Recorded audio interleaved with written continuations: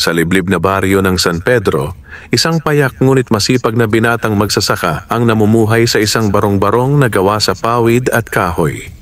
Siya si Isko, 25 anyos, may kayumangging balat, palaging may putik sa mga talampakan at may mga kalyo sa palad, bunga ng araw-araw na pagbubungkal ng lupa. Wala na siyang mga magulang. Bata pa lamang siya ay namatay ang mga ito sa isang trahedya sa ilog.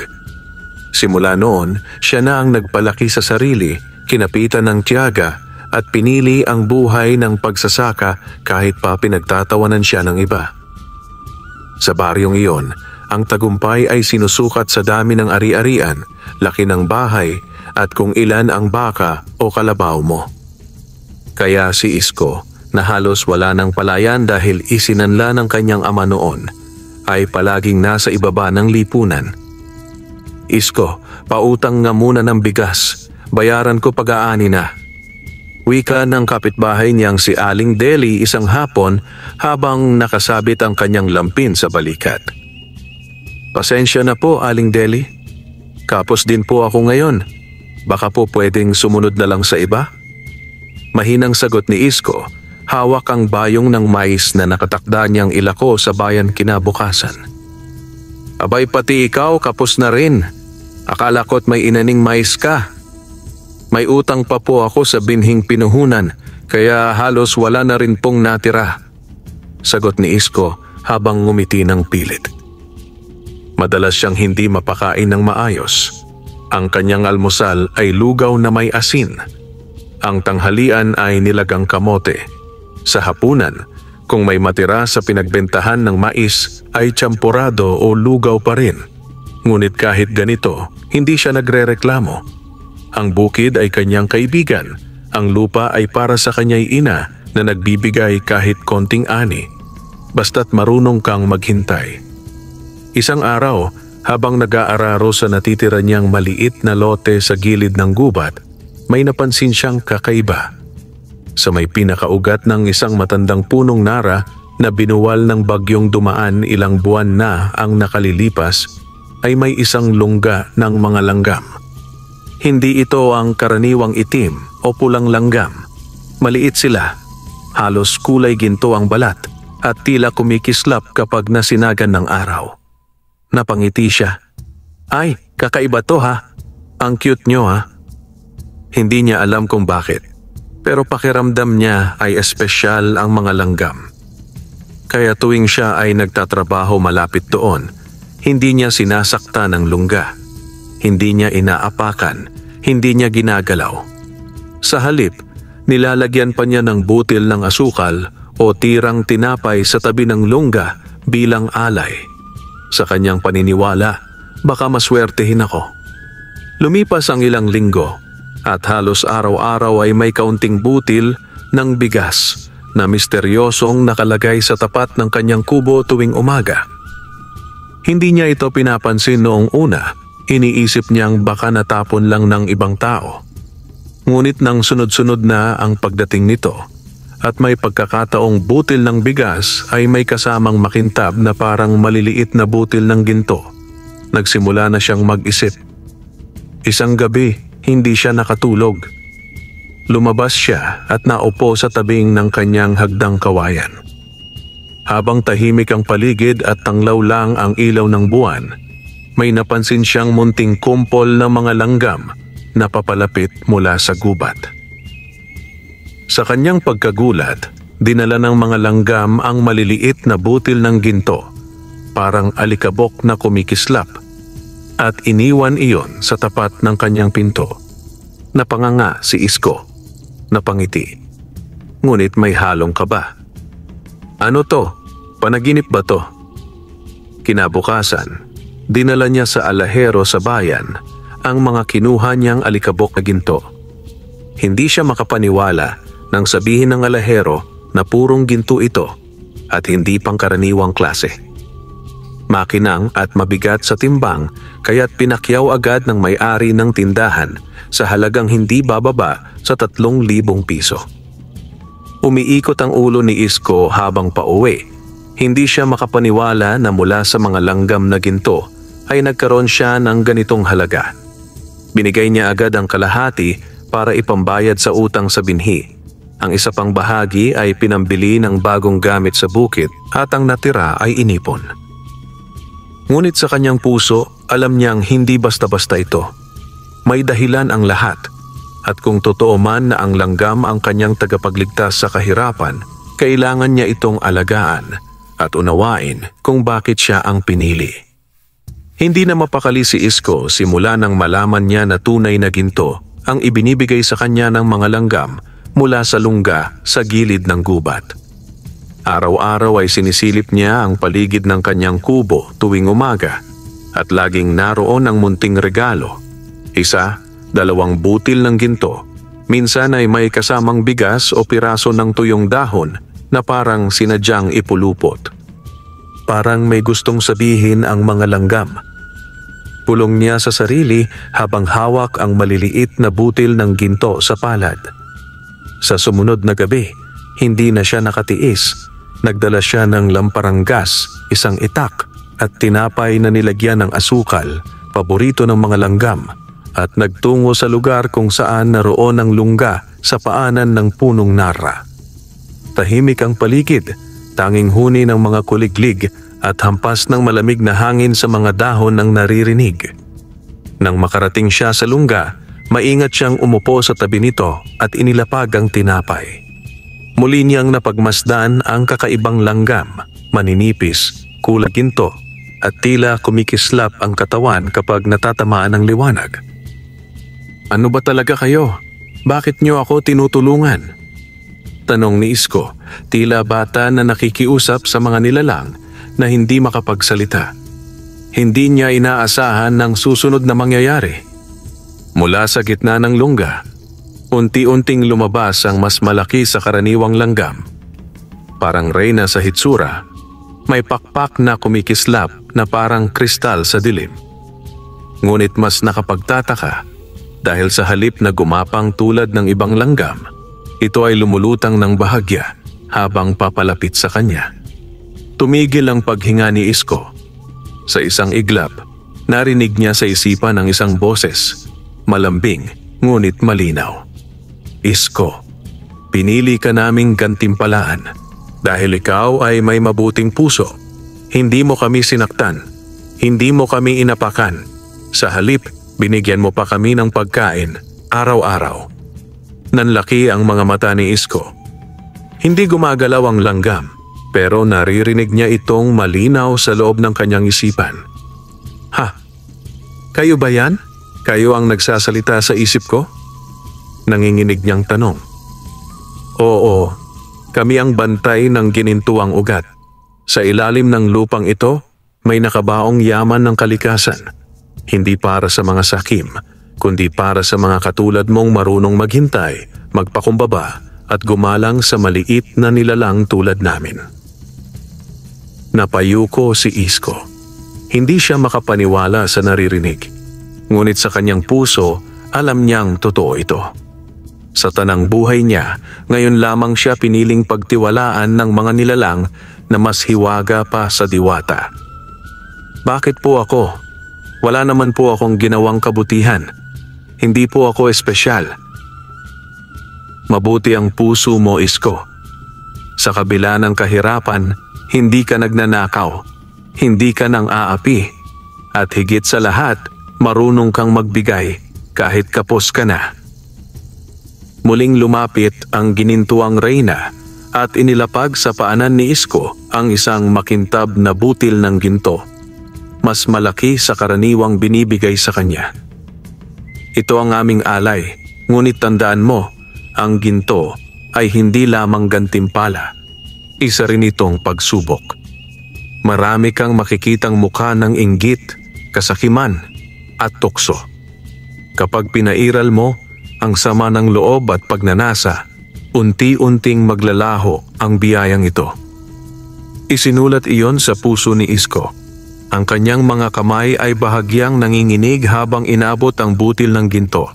Hindi niya alam kung ito ba'y panaginip o gising pa siya. Ngunit isa lang ang malinaw. Binigyan siya ng pagkakataong baguhin ang kanyang buhay. ngunit may kapalit na mabigat na responsibilidad. Habang siya'y pauwi na sa kanyang kubo, may pakiramdam siyang hindi na siya dating Isko. Ang hangin ay tila mas malamig, ang gabi ay mas misteryoso, at ang katahimikan ay puno ng lihim. Simula noon, bawat linggo ay dinadalhan siya ng mga langgam ng gintong butil. Dahan-dahan siyang nakapag-ipon. Nakabili siya ng bagong kalabaw, bagong gamit sa bukid, at nakapagsimula na ring bumili ng isa pang lote ng lupang sinanla ng ibang magsasaka. Hindi pa rin siya nagyayabang. Tahimik lang ang kanyang kilos, pero unti-unti na siyang napapansin ng mga dati tumatawa sa kanya. Ngunit hindi lahat ay natutuwa sa kanyang pag-asenso. Sa kabilang bahagi ng baryo, isang mata ang palaging nakasunod sa kanya. Mata ng isang taong matagal nang kinain ng inggit at paghahangad sa yaman ng iba. At ito ang magiging simula ng isang masalimuot na paglalakbay para kay Isko, kung saan ang tunay na yaman ay hindi lamang nasusukat sa dami ng ginto, kundi sa tibay ng kanyang paninindigan. Sa bawat umaga, tila mas masigla si Isko. Ang kanyang mga paa ay magaan, ang kanyang kilos ay mas buo at may direksyon. Hindi na siya ang dating magsasakang laging ubot gutom, bitbit ang kalabaw na payat at pilay. Sa halip, dala niya ngayon ang bagong kalabaw na si Lando, matipuno at mabilis kumilos sa bukid. Maging ang kanyang lumang araro ay napalitan na rin ng bago, kinulayan pa ng pula at pininturahan ng kanyang pangalan, Isko Magsasaka. Grabe ha, yung dating naghihiram lang ng buto ng palay, ngayon parang Don kung umasta. Ani Mang Roque, ang kanyang matandang kapitbahay na kilalang tsismoso at mapanuri. Si Mang Roque ay halos kasabayan na ni Isko sa bukid. Ngunit habang si Isko'y tahimik at masipag, si Roque naman ay kilala sa pagiging madaldal, palainom at laging may reklamo sa buhay. Hindi siya kontento sa kanyang kinikita, pero ayaw rin namang magbanat ng buto gaya ng ginagawa ni Isko. Araw-araw mula sa kanyang balkonahe, sinisilip ni Roque ang kabuuan ng bukid ni Isko gamit ang kanyang lumang teroskopyo, isang gamit na naiwan pa raw ng kanyang ama noong gyera. Hindi kaya may milagro? Bulong ni Roque sa sarili habang pinagmasdan si Isko na tila may binubungkal na parte ng lupa na wala namang pananim.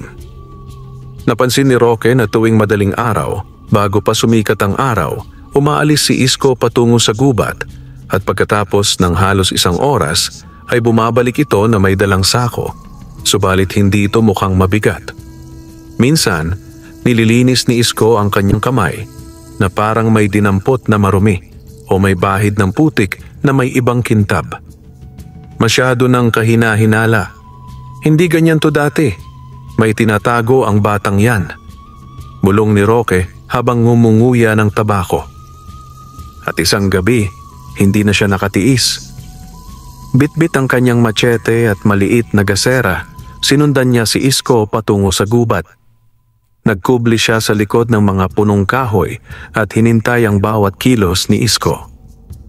Sa liwanag ng buwan at kasera, nasilayan niya ang lunggang pinupuntahan ni Isko. At ang sandaling iyon ay tila tumigil ang kanyang puso sa gulat. Mula sa lungga ng punong narra, umuusbong ang mga langgam, kumikislap, tila ginto ang kulay, at sa paanan ni Isko ay iniwan nila ang isang bagay na sinungkit ni Isko gamit ang dahon. Isang gintong butil, kasinliit ng munggo ngunit kumikislap sa dilim. Ginto, galing sa langgam? Halos mapasigaw si Roque ngunit kinagat ang labi upang mapigilan ang sarili. Nang umalis si Isko pabalik ng kanyang kubo, dahan-dahan namang lumapit si Roque sa lungga. Inilapag niya ang isang piraso ng tinapay at sinubukang gayahin ang ginawa ni Isko. Ako rin, magbibigay sa inyo. Bigyan niyo rin ako. Bulalas niya habang inilalapit ang muka sa lungga. Ngunit ilang minuto ang lumipas. Walang lumabas na langgam. Wala ring ginto. Wala kahit isang kislap ng dilaw na liwanag. Naasar si Roque. Siguro may orasyon yon. May sikreto ang ulupong na yon. Pag-uwi niya, hindi siya mapakali. Nagsimula na siyang magkwento sa ilan sa mga kainuman niyang kaibigan. Pare, yung isko na yan. May tinatagong mina ng ginto sa gubat, galing sa langgam. Bulong niya habang nakataas ang tagay ng lambanog. Langgam na nagbibigay ng ginto? Baka ikaw ang nalalasing na. Tawa ng isa. Hindi ito biro. Nakita ko mismo. Mga langgam na kumikislap. Lumalapit kay Isko. Tapos, pag-alis niya, may ginto siyang dala. Ang mga kwento ni Roque ay nagsimulang mag-ikot sa baryo. Mula sa tahimik na palengke hanggang sa mga usapan ng matatanda sa harap ng tindahan ni Aling Rosing. Maraming hindi naniwala. Ngunit may ilang nagsimulang magtaka, lalo na nang mapansin nilang paunti-unti ang dating payak na kubo ni Isko ay may bagong bubong na yero, bagong lambat para sa gulay at may bagong taklob ang kanyang poso. Hindi rin nakatakas si Isko sa mga mapanuring mata ng kapitan ng baryo. Si Kapitan Omeng, isang lalaking matigas ang mukha, mabilis maghinala at matagal ng galit sa mga taong umaasenso nang hindi dumadaan sa kanya. At isang gabi, habang si Isko ay nasa bukid at binibilang ang kanyang ani, dumating si Kapitan Omeng kasama si Mang Roque at 2 tanod. Isko, sigaw ng kapitan. Napalingon si Isko, gulat sa pagdating ng mga ito. Ano ho yon, kapitan? May nakarating sa akin. May tinatagong ginto raw ang gubat. May langgam daw na nagbibigay sa'yo. Totoo ba to? Napakunot ang noo ni Isko. Hindi po ako nakakaintindi ng ganyan, kapitan. Nagbubukid lang po ako. Kung may ginto man po, siguro ginto ng sipag at tiyaga. Huwag mo kong paikutin, Isko, sabat ni Roque. Nakita kita mismo, sa punong nara. May kinukuha kang ginto. May lihim ka. Tila binugbog ng kaba ang dibdib ni Isko. Alam niyang hindi siya makakapanlin lang habang buhay. Ngunit hindi rin niya pwedeng isiwalat ang lihim ng mga langgam dahil binalaan siya ng ginintuang reyna. Ang sakim ay hindi dapat makialam. Wala akong itinatago, kapitan. Kung gusto nyo, halughugin nyo ang kubo ko. Nagkatinginan ang mga tanod at si Roque. Aba, sige. Bukas, pupunta kami sa gubat. At kung may makita kaming kahit isang patak ng ginto, yari ka sa akin. Habang umaalis sila, naiwan si Isko sa gitna ng gabi. Takot, naguguluhan, at puno ng tanong. Masisira na ba ang kanyang buhay? Masusubok na ba ang tiwala sa kanya ng ginintuang langgam? Sa dilim ng gabi, isang pamilyar na boses ang muling tumawag sa kanya sa isipan. Isko, darating na ang tunay na pagsubok. Huwag kang susuko. Bantayan mo ang iyong puso. Maagang nagising si Isko kinabukasan. Kahit hindi pa ganap ang liwanag ng araw. Mahina ang simoy ng hangin sa paligid at tila may mabigat na alon ng pangamba sa kanyang dibdib. Alam niyang darating ang kapitan, si Mang Roque, at ang mga tanod upang halughugin ng gubat ang lugar ng kanyang lihim, ang tahanan ng ginintuang mga langgam. Lumuhod siya sa harap ng kanyang lumang altar at taimtim na nanalangin. Kung ano man ang mangyari ngayon, sana po'y huwag silang makialam sa mga langgam. Hindi ko sila sasaktan, hindi ko sila isusuko. Sa labas ng kanyang kubo, nagtipo ng ilang taga-baryo. Usisero, mausisa, nag-aabang ng tsismis, balita o gulo. Ganoon talaga ang buhay sa isang maliit na lugar. Isang bulong-bulungan lang ay pwedeng maging isang himagsikan.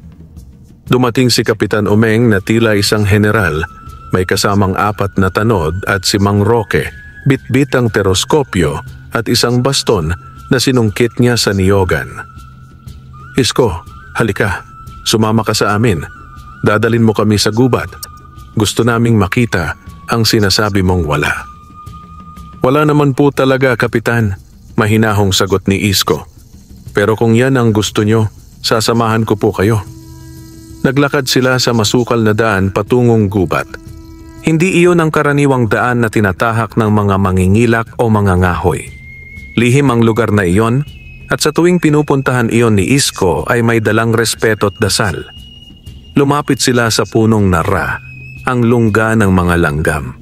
Tahimik ang paligid. Walang halinghing ng ibon, walang tunog ng insekto. Parang may bumubulong sa hangin na hindi marinig ng iba. Si Isko lang ang nakakaramdam ng kilabot at huni ng babala. "Dito yon! Dito ko siya nakita!" Sabik na sigaw ni Mang Roque. "Sige, hukayin nyo mga tanod! Silipin nyo ang lungga!" Lumapit ang dalawang tanod at sinimulang hukayin ang paligid ng punong nara gamit ang pala at pamukpok. Bawat pagtama ng bakal sa lupa ay parang hampas sa puso ni Isko. Hindi siya makapaniwala na napuntahan nila ang sagradong lugar na iyon nang walang galang, walang paalam, walang dasal. "Walang lumalabas na langgam, Kapitan," sabi ng isang tanod matapos ang 10 minutong paghuhukay. "Baka malalim pa, hukayin niyo pa, o kaya sunugin natin ang paligid. Siguradong lalabas ang mga langgam kapag nabahala sila." Nang marinig ni Isko ang salitang sunugin, napaatras siya. Halos mawala sa ulirat. Wag po. Hindi niyo sila kilala. Hindi sila basta-basta. Sagrado ang mga nilalang na yon. Kung sisirain niyo ang lungga nila, baka tayo ang mapahamak." "Hoy!" sigaw ni Kapitan Omeng. "Hindi kami natatakot sa langgam. Akala mo kung sinong mahikero ka. Langgam lang yan, Isko." Inilabas ni Roque ang isang bote ng alkohol at sinindihan ang isang kapirasong basahan. "Kapag sinindihan natin to at inihagis sa lungga, lalabas yang mga langgam na yan at pati ginto nila." Ngunit bago pa man maihagis ni Roque ang basahan, isang matinding pagyanig ang naramdaman ng lahat. "Lindol?" sigaw ng isang tanod. Hindi iyon lindol. Ang lupa sa paligid ng punong nara ay tila umuuga, ngunit hindi dahil sa kalikasan. Mula sa ilalim ng ugat, lumabas ang isang dambuhalang alon ng libu-libong langgam.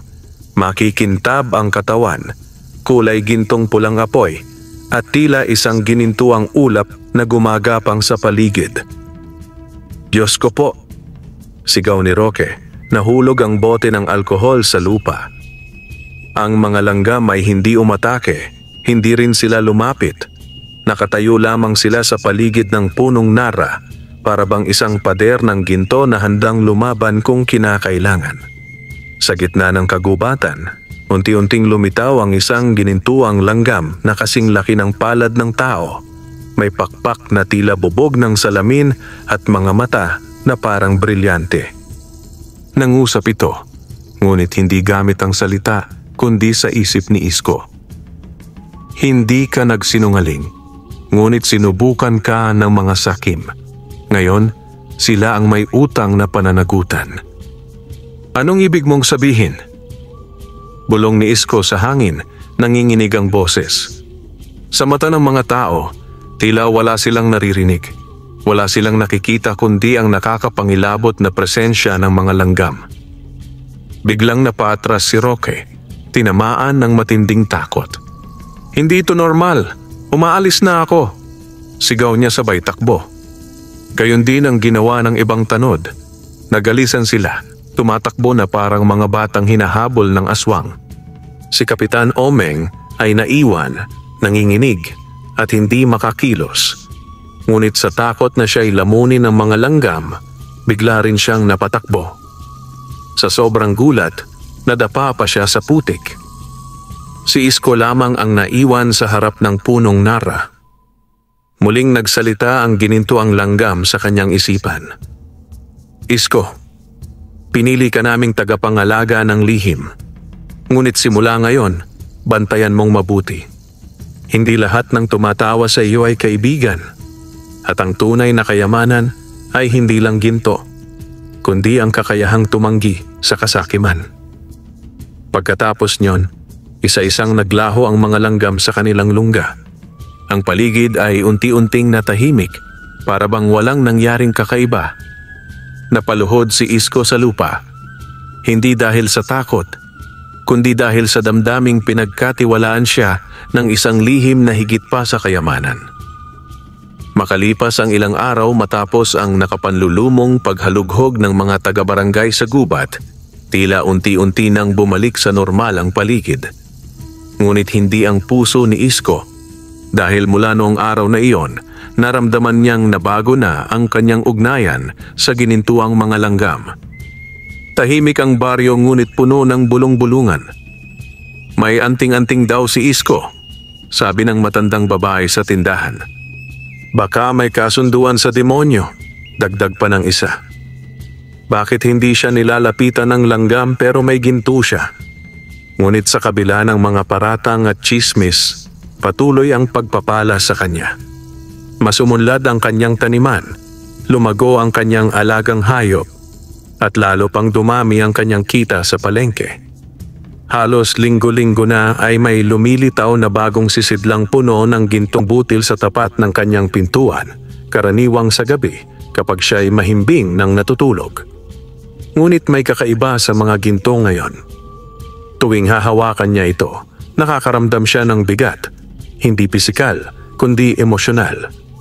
Parang bawat piraso ay may dalang tanong. Handa ka bang harapin ang kapalit? Isang gabi, habang siya'y natutulog, na naginip siya. Sa panaginip, nakita niya ang isang malawak na kapatagan ng ginto. Sa gitna nito ay naroon ang dambuhalang ginintuang langgam na unang nagpakita sa kanya sa gubat. Isko, wika nito. Ang biyaya ay hindi laging biyaya kung hindi nauunawaan ang kabuuan. Ang ginto ay hindi basta ibinibigay ng walang dahilan. Ano pong ibig ninyong sabihin? Tanong niya sa panaginip. Ang mga langgam ay nagbibigay hindi dahil gusto nilang magpayaman, kundi dahil kailangan kanila. May bantang darating. May panganib na dumarating sa kagubatan. Isang nilalang na dating kaibigan ng kalikasan, ngayoy sakim at mapanira. Kailangan ka naming maging tagapagtanggol. Tagapagtanggol? Oo, Isko. Ibinigay namin ang ginto kapalit ng iyong panata. Hindi ito utang. Ito ay tungkulin. Pagmulat ni Isko, basang-basa siya ng pawis. Nanginginig ang kamay niya, tila may dumaloy na kakaibang lakas sa kanyang katawan. Pagtingin niya sa pintuan ng kanyang kubo, may panibagong sisidlang ginto, ngunit ngayon ay may nakapatong na isang pirasong itim na bato. Hinawakan niya ito at agad naramdaman ang init na tila dumadaloy sa kanyang laman. Sa likod ng isipan niya, may boses na bumulong. Simula na ng pagsubok. Kinabukasan, habang nagpapaligo ng kalabaw si Isko sa ilog, may napansing kakaiba ang hayop. Kumakabayo ito at tila may naaamoy. Sa may bandang gubat, may amoy ng sinunog na kahoy at mga yapak ng maraming tao. Agad siyang bumalik sa gubat at nagkubli sa may masukal na bahagi malapit sa punong nara.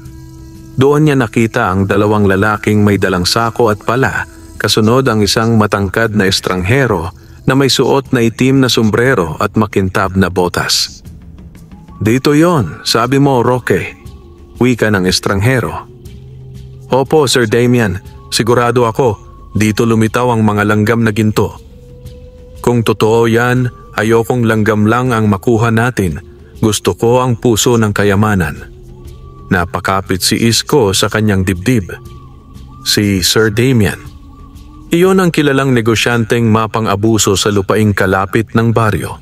Kinatatakutan dahil sa kapangyarihan, pera at mga koneksyon. Walang awa kung mangangkin ng bukirin. Kung siya na ang nakaamoy ng lihim, mapapahamak ang mga langgam. Sinimulan ng mga tauhan ni Damian ang paghuhukay sa paligid ng punong nara. Isko ay nag-aalangan. Lalaban ba siya? Magpapakita ba siya? Nang bigla, ang mga ugat ng Nara ay bahagyang gumalaw. Parang may bumubulong sa hangin. "Isko, ang panata mo!"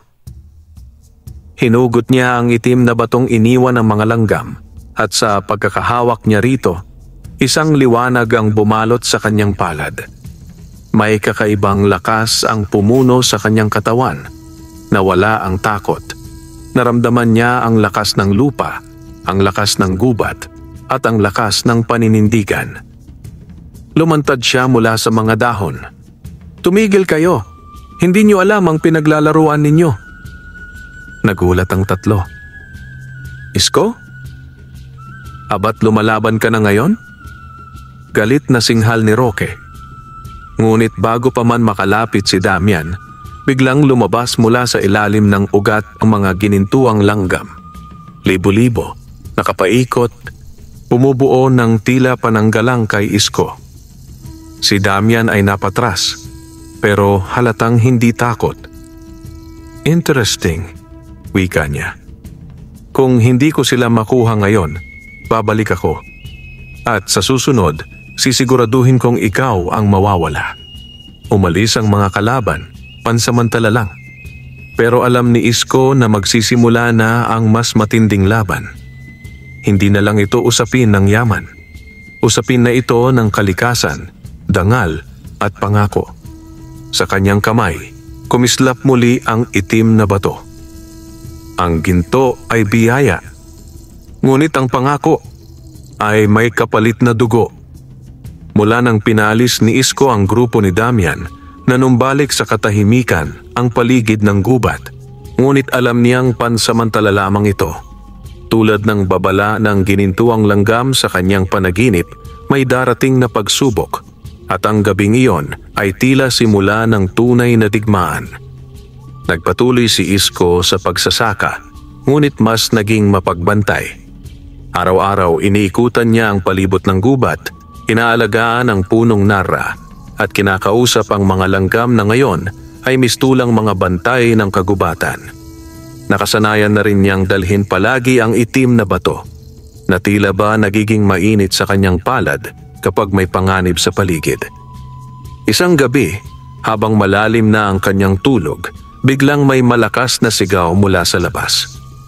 "Isko! Isko! Nasusunog ang kabundukan!" Mabilis siyang bumangon.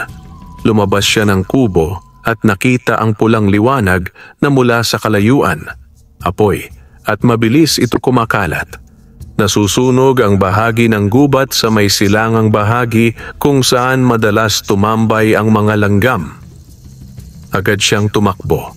Dala ang itim na bato sa isang kamay at isang basang telang ipinulupot sa kanyang ilong at bibig. Habang papalapit siya sa lugar, naamoy niya ang amoy ng sinunog na kahoy, tuyong dahon at gasolina. Sinadya ito. At hindi siya nagkamali. Sa gitna ng apoy, sa di kalayuan, nakita niya ang mga aninong may dalang torch at drum ng gasolina. Isa roon ay si Sir Damian. Nakangiti habang pinagmamasdan ng kagubatan na nilalamon ng apoy. "Sinabi ko sa iyo, Isko," sigaw nito. "Hindi ko kailangang kunin ang ginto. Susunugin ko ang pinanggagalingan." "Walang hiya ka," sigaw ni Isko, ngunit hindi na siya narinig. Inilapag ni Damian ang torch at sumakay sa sasakyang naghihintay sa paanan ng bundok. Naiwan si Isko sa gitna ng nagngangalit na apoy at naririnig niya ang napakaraming pagkaluskos mula sa ilalim ng lupa, ang mga langgam.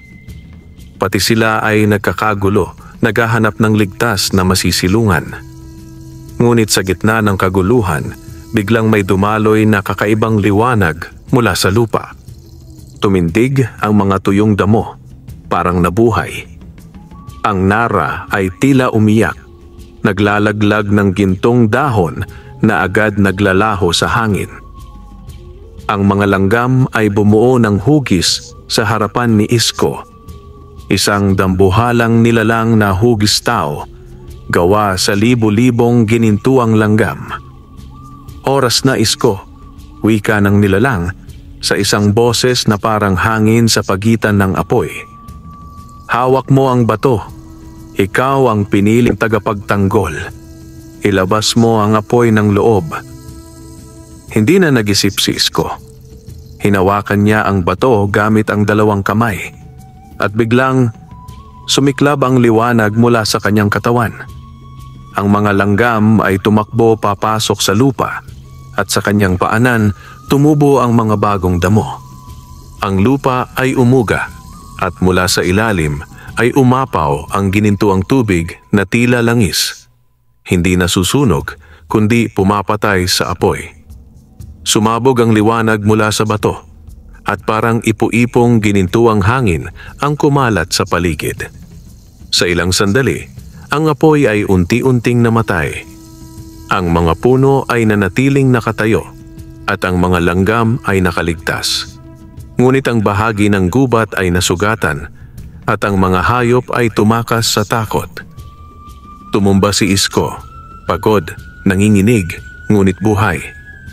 Sa tabi niya, bumalik ang nilalang na langgam at inabot sa kanya ang isang pirasong ginintuang balahibo.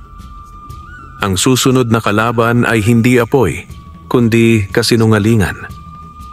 Nang sumunod na araw, kumalat ang balita. Isko, suspek sa pagkasunog ng gubat. May mga larawan, may mga saksi, may mga kasulatang gawa-gawa. Lahat pabor kay Sir Damian. At ang mga tao sa baryo ay muling lumingon kay Isko na may duda, may pangamba. Mula sa pagsusunog ng gubat hanggang sa pagkakasangkot niya, ang kapalit ng gintong biyaya ay unti-unting lumalabas. Panibagong digmaan, hindi sa kagubatan, kundi sa puso't tiwala ng tao. Maghapon si Isko sa loob ng kanyang maliit na kubo, hindi lumalabas. Hindi dahil sa takot, kundi dahil sa matinding pagkalungkot at pagkalito. Kanina lang ay niyakap siya ng kagubatan, ipinagtanggol ng mga langgam at pinagkalooban ng mahika. Ngunit ngayon, isang ulap ng duda at galit ang bumalot sa buong baryo at siya ang itinuturong salarin. Ang mga mata ng kanyang mga kabaryo ay parang matutulis na itak sa kanyang likod. Sa tuwing siya'y dadaan, may bubulong, may tatawa, may dudura sa lupa. Isko, sunog, ang tawag sa kanya ng mga bata. Ang mga matatanda ay umiiling. Hindi siya pinapansin ng mga dati niyang kaibigan. Maging si Aling Lita, na dati nagbibigay sa kanya ng pagkain, ay nagsara ng tindahan sa tuwing siya'y papalapit. Ngunit isang gabi, habang pinapakinggan niya ang mga kuliglig sa labas at ang pagbuntong hininga ng hangin, may kumatok sa kanyang pintuan. Tokyo. Tok. Tok. Isko. Bulong ng pamilyar na tinig. Si Mang Celso, ang matandang barbero sa baryo. Isa siya sa mga pinakamatagal ng naninirahan sa lugar. Tahimik at palaging nasa gilid. Pinapasok niya si Mang Celso. Dala nito ang isang sako ng bigas at ilang tuyong isda. Tahimik muna silang nagkatinginan. Ayokong makita kang nagugutom, Isko, wika ng matanda. Maraming salamat po, sagot niya, sabay yuko. Alam kong hindi ikaw ang nagsunog ng gubat at alam ko rin kung sino ang may pakana nito.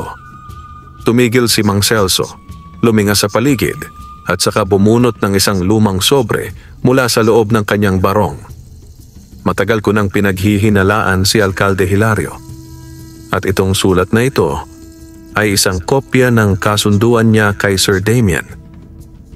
Inilatag ni Mang Celso ang sulat. Bagamat kupas at may mga bahaging natanggal, malinaw pa ring mababasa ang ilang pangalan, kasama ang pirma ni Sir Damian at Hilario Reyes, Municipal Mayor. Matagal nang binibiktima ng alkalde ang kagubatan.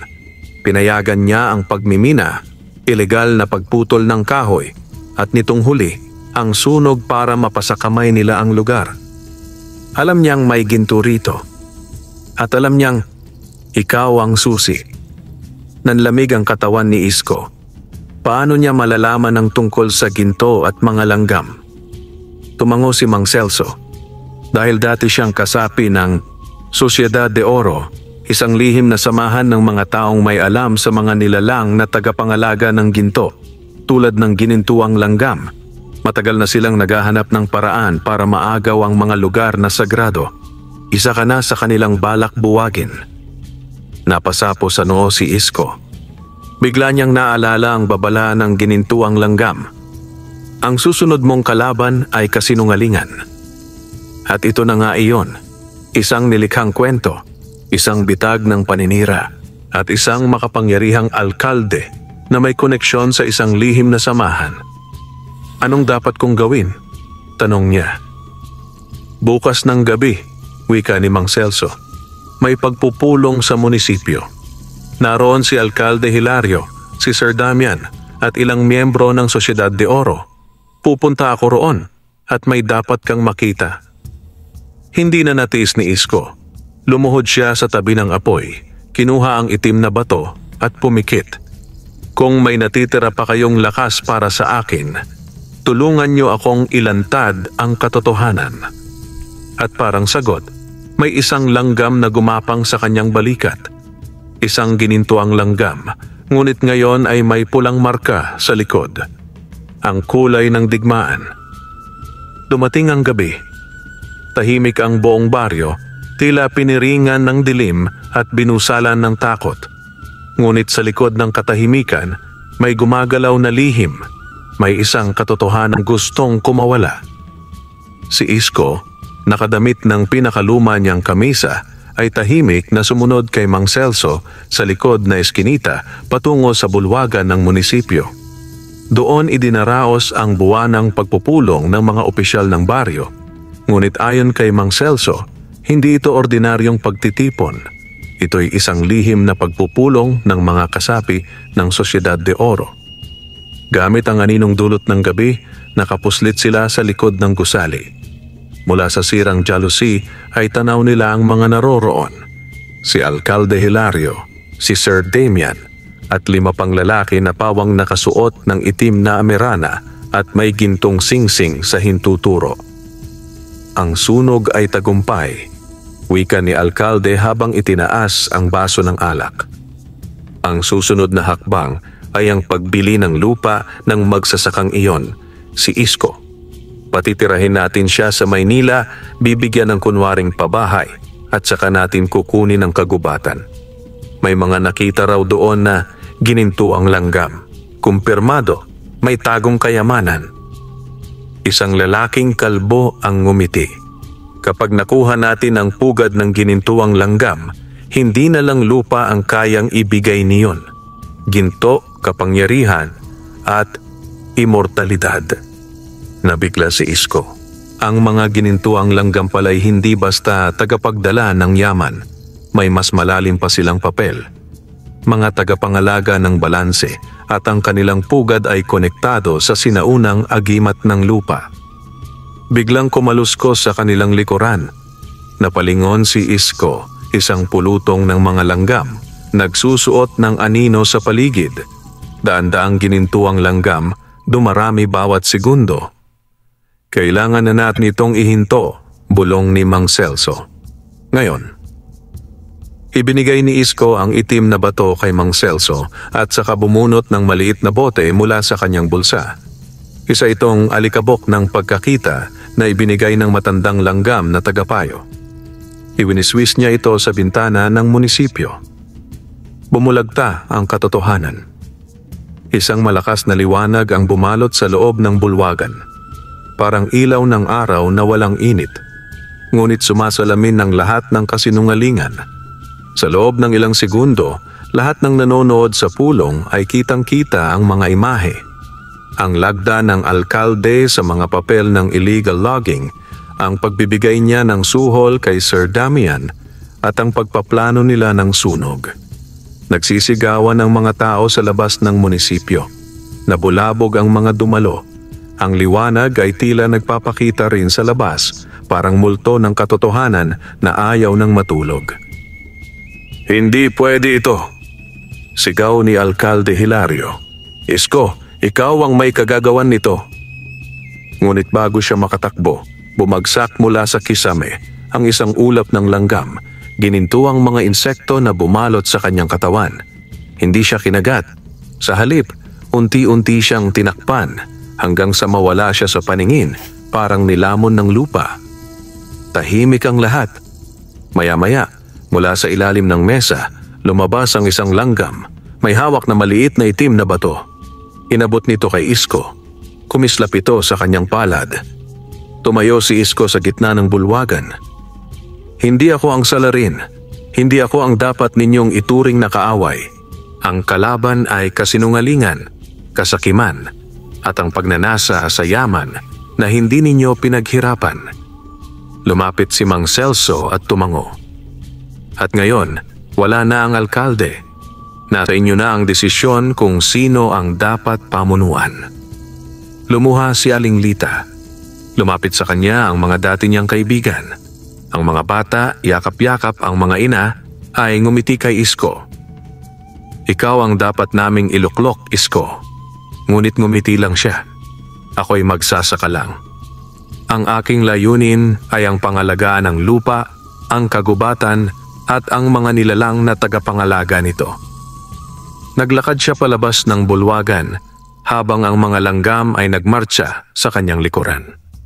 Sa harap ng munisipyo, tumigil siya. Hinaplos ang lupa at bumulong. Hindi ninyo kailanman magagapi ang kalikasan. Hindi ninyo kailanman matatalo ang katotohanan. At sa pagsikat ng araw kinabukasan, isang panibagong simula ang isinilang sa baryo. Muli itong naging luntian, mapayapa, at punong-puno ng pag-asa, gaya ng ginintuang langgam na kailanman ay hindi tumigil sa pagtulong sa isang magsasakang may busilak na puso. Wakas.